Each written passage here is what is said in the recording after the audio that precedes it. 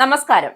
Iran വിഷയത്തിൽ Trump നടത്തിയ പ്രസ്താവനകൾ തുടക്കം മുതൽ തന്നെ പാളുന്നതായിരുന്നു. ട്രംപിന്റെ ഓരോ പ്രസ്താവനകളും ഇറാൻ തള്ളുകയും പരിഹസിക്കുകയും ചെയ്യുകയും ഉണ്ടായി. ഏറ്റവും ഒടുവിലായി എത്തിയ ട്രംപിന്റെ പ്രസ്താവനയും നേതാക്കൾ തള്ളുകയാണ്. ട്രംപിന്റെ വാചക കസർത്തിന് അതേ നാണയത്തിൽ തന്നെ മറുപടി നൽകിയിരിക്കുകയാണ് ഇറാൻ. ഇറാന്റെ പക്കലുള്ള സമ്പുഷ്ടീകരിച്ച യുറേനിയം അമേരിക്കയ്ക്ക് കൈമാറാൻ അവർ സമ്മതിച്ചു എന്ന ട്രംപിന്റെ അവകാശവാദത്തെ ഇപ്പോൾ ഇറാൻ പുല്ലുപോലെ തള്ളിക്കളഞ്ഞിരിക്കുകയാണ്. ട്രംപിന്റെ പ്രസ്താവന കേട്ട് അന്തം വിട്ടിരിക്കുകയാണ് ഇറാനിലെ മാധ്യമങ്ങളും ഭരണകൂടവും.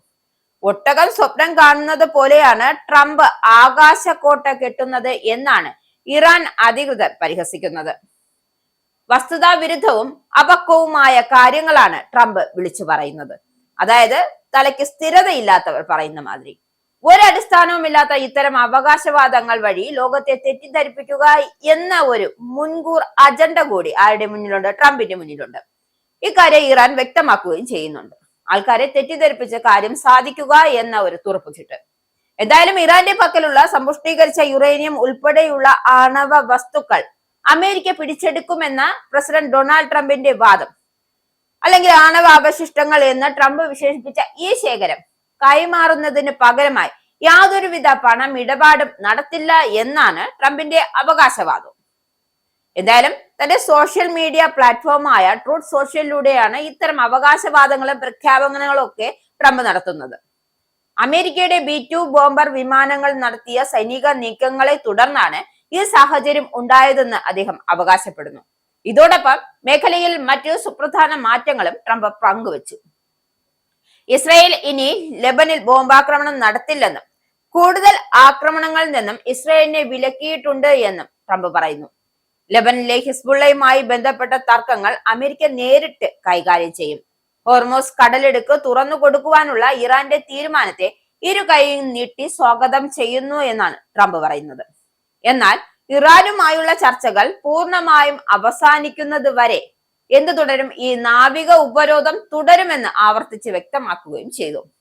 ഇറാനുമായുള്ള ചർച്ചകൾ പുരോഗമിക്കുകയാണ് എന്നും നടപടിക്രമങ്ങൾ വേഗത്തിലാക്കുമെന്നും ട്രംപ് പറയുന്നുണ്ട്. എന്തായാലും ഇസ്ലാമാബാദിൽ നടന്ന ചർച്ചകൾ യാതൊരുവിധ മുന്നേറ്റവും ഉണ്ടായിട്ടില്ല എന്ന് ഇറാൻ വ്യക്തമാക്കിയിരിക്കുകയാണ്. വൈറ്റ് ഹൗസിന് മുന്നിൽ മാധ്യമങ്ങളോട് സംസാരിക്കുന്ന ട്രംപിന്റെ വീഡിയോ പങ്കുവെച്ചുകൊണ്ടായിരുന്നു IRIB പരിഹസിച്ചത്.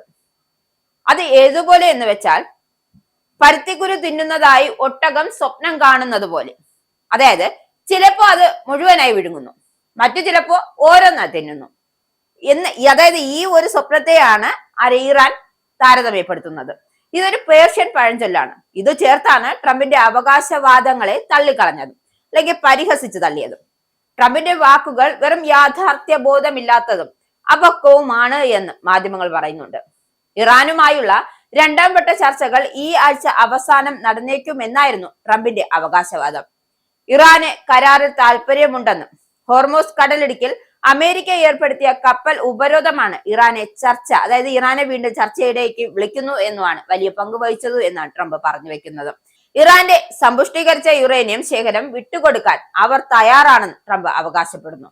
അതേസമയം ഇസ്ലാമാബാദിൽ വെച്ച് രണ്ടാം വട്ട ചർച്ചകൾ നടന്നേക്കുമെന്ന് വൈറ്റ് ഹൗസ് സൂചിപ്പിക്കുന്നുണ്ട് എങ്കിലും ഇറാൻ അതിന് പച്ചക്കൊടി ഇതുവരെ കാട്ടിയിട്ടില്ല. എന്തായാലും ചർച്ചകൾ വീണ്ടും ഉണ്ടാകുമെന്ന പ്രതീക്ഷയാണ് ലോകം ഉറ്റുനോക്കുന്നത്.